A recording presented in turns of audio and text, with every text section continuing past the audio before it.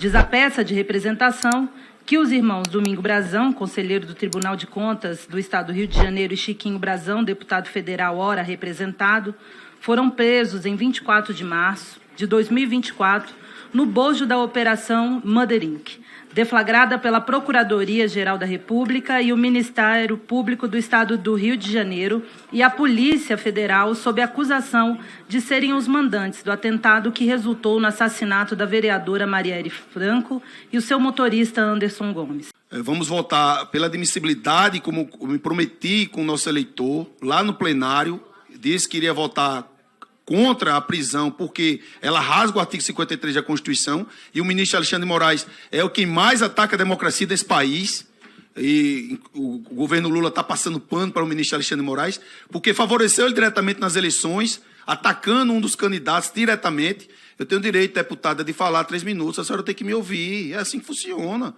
Eu não sou obrigado a concordar com a senhora, nem a senhora é obrigada a concordar comigo. Mas eu tenho o direito de falar. Foi isso que aconteceu. O ministro Alexandre de Moraes ajudou Lula a ser eleito presidente. Obviamente, acompanho o voto da relatora, né? Não posso deixar aqui de registrar quando alguns parlamentares questionam aqui a confiança no judiciário.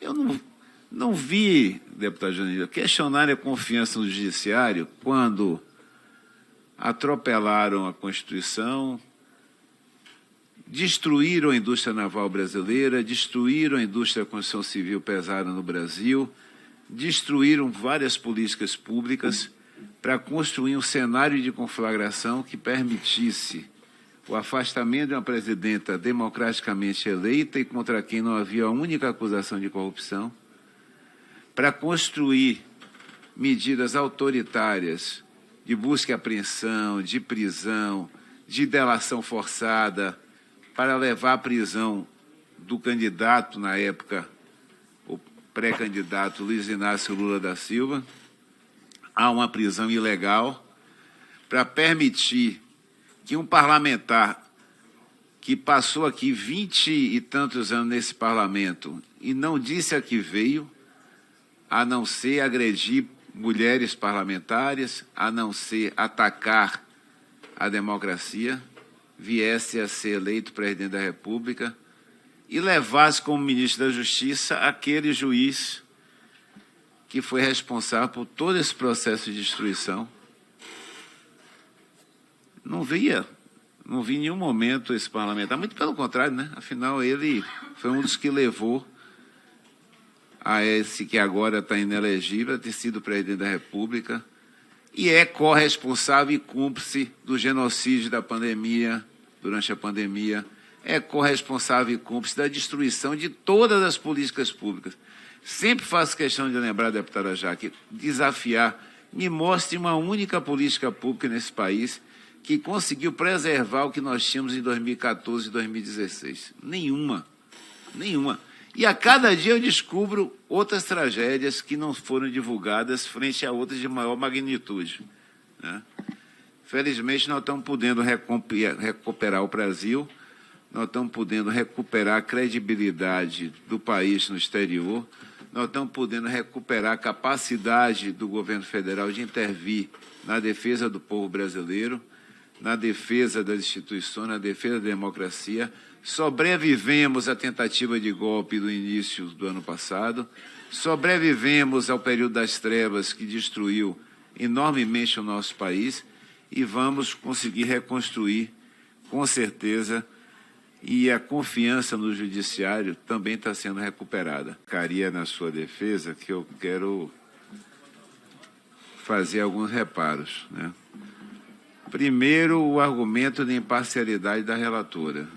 Já foi chamada a atenção que se o papel nosso, uma casa política, não é igual ao papel do judiciário, o papel da relatora não é ela que vai ser a responsável pelo julgamento. Ela traz a posição dela, de um dos pares, para apresentar a essa comissão. A decisão será do conjunto dos parlamentares com voto.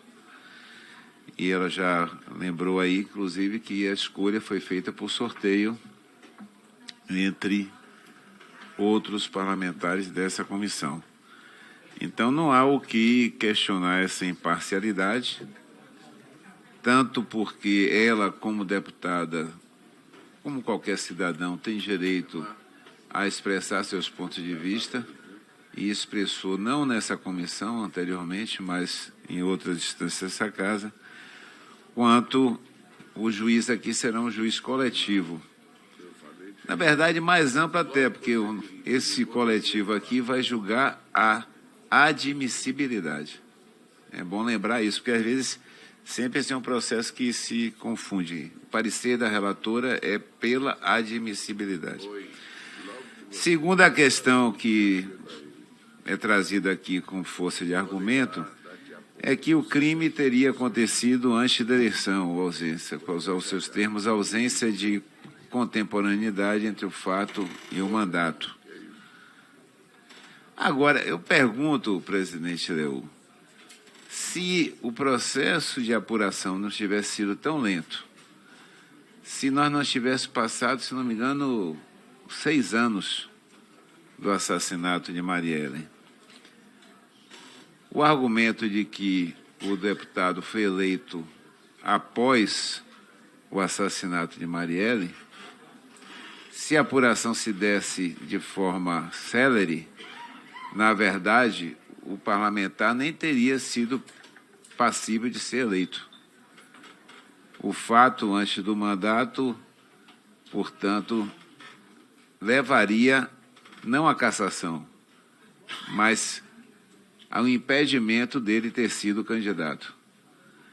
É bom tratar aqui, inclusive, como foi lembrado, que a gente está falando aqui de ilícitos penais de altíssima gravidade. O que está sendo pauta da acusação não é um fato de banal ou de menor importância, né?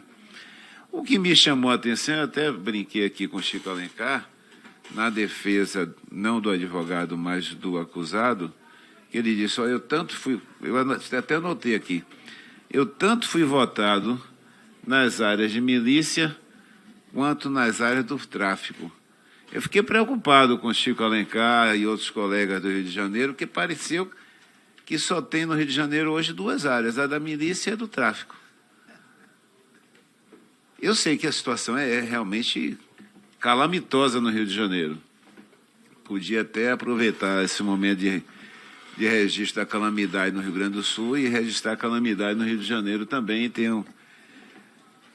por outras razões.